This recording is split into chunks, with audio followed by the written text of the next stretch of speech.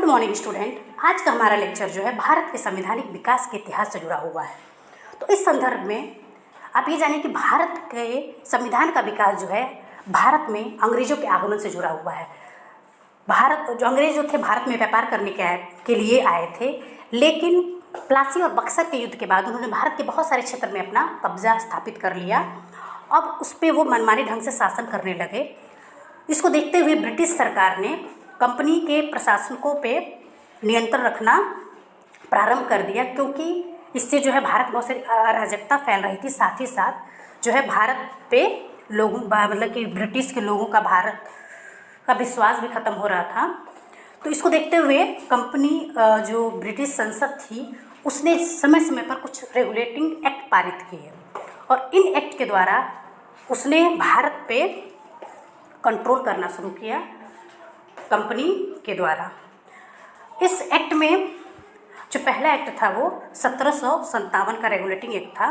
इस एक्ट के द्वारा पहली बार कंपनी के प्रशासनिक और राजनीतिक कार्यों को मान्यता मिली। इसके पहले कंपनी जो है उनका कोई रूल रेगुलेशन नहीं था, ऐसे ही वो कार्य करते थे, लेकिन पहली बार उनको इस एक्ट के द्वारा मान्यता मिली।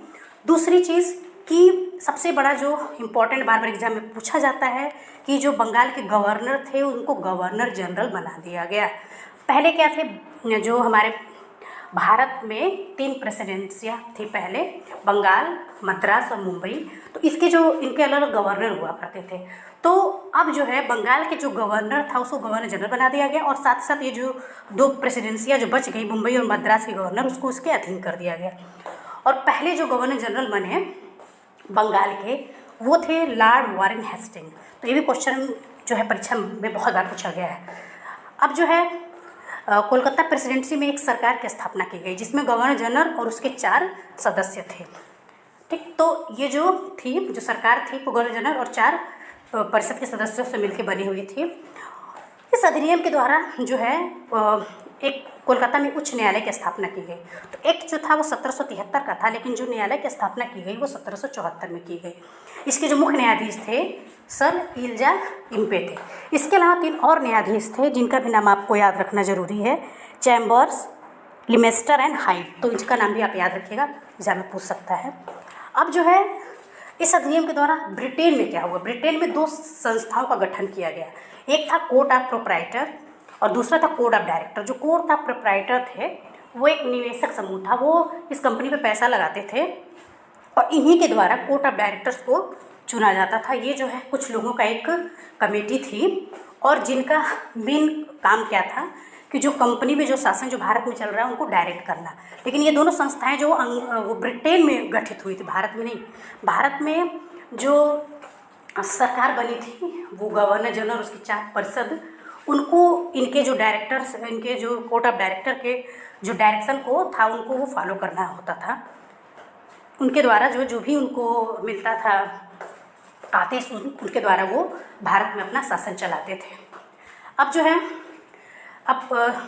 जो यहाँ पे जो शासन चल रहा था तो जो बना था गवर्नर, उसके जनरल परिषद को, उसको अब क्या अनिवार्य कर दिया गया कि अब उसको जो भारत के जो भी मामले हैं, चाहे वो व्यापार संबंधी है, भारतीय के राजस्व से है, सैनिक मामले, सबकी जानकारी अब उनको ब्रिटिश सरकार को देना है, मतलब कोर्ट ऑफ डायरेक्टर को उनको देना है इसकी जानकारी। और साथ साथ जो कंपनी जो कर्मचारी थे उनको जो नीति व्यापार, भारतीयों से उपहार, रिश्वत, ये सब लेना प्रतिबंधित कर। पहले क्या था, ये मनमाने उपहार लिया करते थे। अभी आपने देखा इतिहास में पढ़िए कि जो लॉर्ड क्लाइव थे और थे वो राजाओं को ज़बरदस्ती जो है उनके उस पर कब्जा करते थे, उनको रिश्वत लिया करते थे, भेंट लिया करते थे। तो ये सब जो है प्रतिबंधित कर दिया गया। दूसरा क्या था, एक्ट ऑफ सेटलमेंट 1781। इस अधिनियम के द्वारा जो है कोलकाता की सरकार को बंगाल, बिहार और उड़ीसा के लिए भी कानून बनाने का अधिकार प्रदान कर दिया गया। एक्ट ऑफ सेटलमेंट का सिर्फ इतना ही मतलब था कि जो भी कमियां जो हैं पहले 1773 के एक्ट में जो भी कमियां मतलब रह गई थी उसको इसके द्वारा जो दूर कर दिया गया था। तो ये भी बहुत कोई खास इंपॉर्टेंट नहीं है, बस आप इतना याद रखिए कि इसके द्वारा जो कोलकाता की जो सरकार जो बनी थी, आपको पता है कि कौन सी सरकार बनी थी, गवर्नर जनरल और उसकी जो परिषद के 4 सदस्य, उनसे मिलकर जो कोलकाता की जो सरकार बनी थी उसको अब जो है प्रेसिडेंटियों जो 2 प्रेसिडेंसी थी उनको भी उसको डील कर रहा था। साथ ही साथ में जो है ये जो बंगाल, बिहार, उड़ीसा के लिए भी कानून बनाने का अधिकार प्रदान कर दिया गया। अब जो है तीसरा जो हमारा एक्ट है वो 1774 का पिट्स इंडिया एक्ट। इसके द्वारा जो है दोहरे प्रशासन की शुरुआत हुई। एक जो था वो बोर्ड ऑफ जो डायरेक्टर थे तो पहले से ही बना हुआ था, लेकिन अब इस एक्ट के द्वारा एक और नए बोर्ड का गठन किया गया, बोर्ड ऑफ कंट्रोलर। अब जो बोर्ड ऑफ डायरेक्टर थे वो क्या करते थे, वो सिर्फ व्यापारी मामले को देखने के लिए उनको दिया गया आदेश। और जो बोर्ड ऑफ कंट्रोलर थे, इनका काम क्या था कि भारत में राजनीतिक मामले को देखना। अब जो है जो तीसरा है हमारा जो चौथा हमारा सबसे इम्पोर्टेंट एक्ट है वो 1793 का चार्टर एक्ट। ये बहुत कोई इम्पोर्टेंट नहीं है, इसके द्वारा सिर्फ यही है कि जो नियंत्रण बोर्ड के जो कर्मचारी थे उनकी जो भी उनको पैसा देना था, जो भी वेतन देना था, उसकी व्यवस्था जो है वो भारत के राजस्व से की गई। कहा गया कि जो नियंत्रण बोर्ड है वो आप ही के लिए बनाया गया, भारतीयों के देखभाल के लिए बनाया गया है, तो इस वजह से जो भी इसका जो वहन होगा वो भारतीय राजस्व से की जाएगी। तो इसमें कुछ खास इंपॉर्टेंट नहीं है, बस इतना है कि आप इतना जानिए कि 1793 एक्ट के द्वारा ये काम किया गया। अब जो है बहुत इंपॉर्टेंट एक्ट है 1813 का चार्टर एक्ट। ये बहुत ही ज़्यादा इंपॉर्टेंट, इससे बहुत सारे क्वेश्चन बनते हैं। तो कंपनी के अधिकार पत्र को इस एक्ट के द्वारा 20 वर्ष के लिए बढ़ा दिया गया और इस अधिनियम द्वारा भारतीयों पर प्रति वर्ष शिक्षा के लिए 1 लाख रुपए खर्च करने का प्रावधान किया गया। ये सिर्फ भारतीयों को लुभाने के लिए किया गया ताकि भारतीय समझे कि जो अंग्रेज़ संसद है, चाहे अंग्रेज जो है, कंपनी जो है वो भारत के लिए बहुत ही शुभचिंतक है। तो इसका एक उद्देश्य था ये। दूसरा क्या था कि ईसाई मिशनरियों को भारत में आने की छूट दी गई ताकि वो अपने ईसाई धर्म का प्रचार भारत में कर सके, भारत के लोगों को ईसाई बना सकें। तो एक ये भी बहुत ज़्यादा पूछता है क्वेश्चन कि ईसाई मिशनरियों को भारत आने की छूट कब दी गई। तीसरा क्या है कि अब जो है कंपनी का जो व्यापार करने का जो एकाधिकार था उसको सीमित कर दिया गया। अब कंपनी को सिर्फ चीन के साथ और अन्य पूर्वी, यहाँ पे चीन मिसप्रिंट हो गया है तो आप लोग देख लीजिएगा, चीन के साथ और पूर्वी देशों के साथ चाय के व्यापार को 20 वर्षों के लिए एकाधिकार प्रदान किया गया। तो मतलब इसमें जो था, अब जो पहले क्या था कि पहले कंपनी ही जो भारत में व्यापार करती थी, अब ऐसा नहीं था, अब कोई भी आके भारत में व्यापार कर सकता, लेकिन उनके एक अधिकार को बस सुरक्षित रखा गया कि चीन के साथ और चाय के साथ, मतलब चीन के साथ व्यापार और पूर्वी देशों के चाय के साथ व्यापार, दो चीज़ याद रखिए, चीन और चाय। मतलब कि चीन के साथ व्यापार को, कि चीन के साथ कोई व्यापार नहीं करेगा, दूसरी पूर्वी देशों के, मतलब चाय का पूर्वी देशों के साथ व्यापार, ये दो चीज़ जो है बिल्कुल सुरक्षित कर दिया। इसको अभी कोई नहीं करेगा, सिर्फ कंपनी ही करेगी। अब जो छठा जो हमारा एक्ट है 1833 का चार्टर एक्ट, ये बहुत ही इम्पोर्टेंट एक्ट है। इसमें बहुत सारे काम हुए इस अधिनियम के द्वारा। इस अधिनियम द्वारा कंपनी के व्यापारिक अधिकार को, अभी तक जो थोड़ा बहुत बचा हुआ था कि चीन के साथ करना है, पूर्वी देशों के साथ चाय का व्यापार करना है, तो इसको भी ख़त्म कर दिया गया।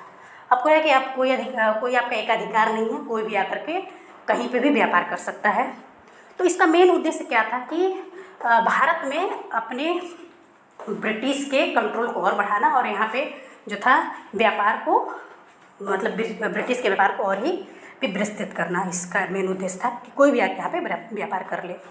अब जो है, अब जो कंपनी है, कंपनी को सिर्फ जो है भारत में अब शासन करने का अधिकार दिया गया कि आपको व्यापार नहीं करना है, आपको सिर्फ क्या करना है, भारत पे शासन करना है।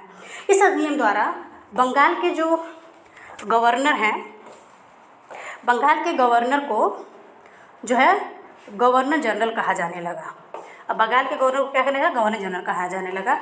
और जो प्रथम गवर्नर जनरल थे वो लॉन्ग विलियम बेंटिंग, ये आप याद रखिएगा, एग्जाम में कई बार पूछा है कि भारत के प्रथम गवर्नर जनरल।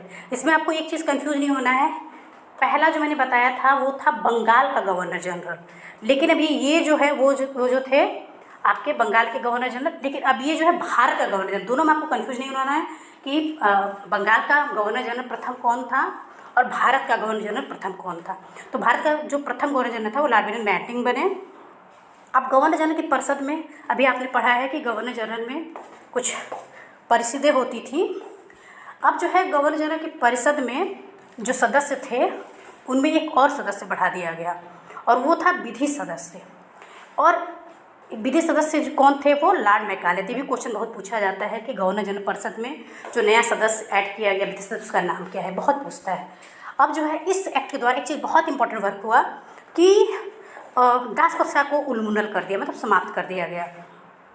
अब जो दास प्रथा जो था, इस पे 2 क्वेश्चन पूछता है, ध्यान से देखिएगा कि किस एक्ट के द्वारा समाप्त किया गया। तो आपको बताना है 1833 के एक्ट के द्वारा समाप्त हुआ। लेकिन कब समाप्त हुआ, वो 1843 में, मतलब 33 और 43 में 10 साल बाद ख़त्म हुआ। तो ये चीज़ आपको इस फैक्ट पर ध्यान देना है। और इसको किस गवर्नर के काल में, एलन बरो, ये आपको याद रखना, ये भी पूछता है। अब जो है इसके द्वारा एक और बहुत भी इम्पोर्टेंट काम हुआ कि इस अधिनियम द्वारा कंपनी के अधीन पदों पर, पहले क्या होता था, जो कंपनी के अधीन पद थे उसमें भारतीयों को कोई भी जगह नहीं दी जाती थी। लेकिन इस अधिनियम द्वारा अब क्या हुआ कि अब जो है आप धर्म, रंग, जाति, भेद, इस आधार पे आप भेद नहीं कर सकते। कोई भी जो भी उसके एलिजिबल है उसको जो है इस पद को दिया जाएगा। तो ये ख़त्म कर दिया गया। तो इस अधिनियम द्वारा कंपनी के अधीन पदों पर हासिल होने पर मतलब धर्म, जाति और रंग भेद के आधार पर कोई भी भेदभाव नहीं किया जाएगा। तो ये भी क्वेश्चन कई बार पूछा जाता है कि किस एक्ट के द्वारा जो है ये काम किया गया है। ये क्वेश्चन बहुत ही इंपॉर्टेंट है, तो आप इसको भी पढ़ लीजिएगा, याद कर लीजिएगा। हमारा जो नेक्स्ट एक्ट है 1853 का चार्टर अधिनियम। तो यही जो है हमारा मतलब कि अंतिम चार्टर अधिनियम है, क्योंकि इसके बाद से क्या हुआ, आपको पता है कि जो है 1897 की क्रांति हो गई और हमारा जो ब्रिटिश का जो शासन था वो जो है पूरी तरह से मतलब कि क्राउन के जो हाथों में चला गया, ब्रिटिश क्राउन के हाथों में चला गया। तो उसके बाद से जो अधिनियम जो बन के आते थे वो चार्टर नहीं बोले जाते थे, भारत सरकार अधिनियम के नाम से वो जाने जाते थे।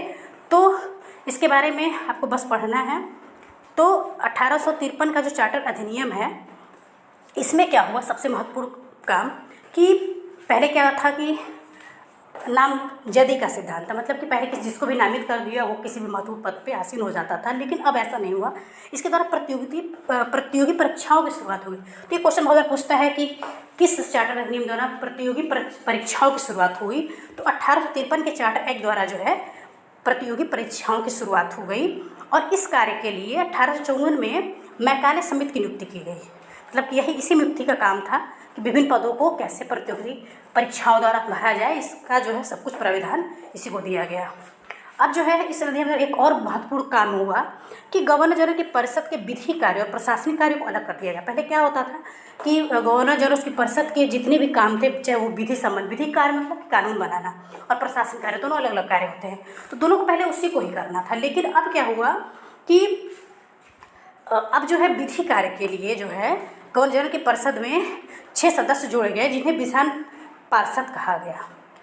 तो यहाँ पे हमारा जो है ये लेक्चर ख़त्म होता है। अब जो है नेक्स्ट जो लेक्चर है वो हम नेक्स्ट वीडियो में बनाएंगे, क्योंकि लेक्चर बहुत बड़ा हो जाएगा। तो आप जो है इसको अच्छे से समझ लीजिएगा और इसको देख लीजिएगा और इसको जो है अपने हिसाब से इसको आप नोट कर लीजिएगा। तो धन्यवाद। अब जो है हम नेक्स्ट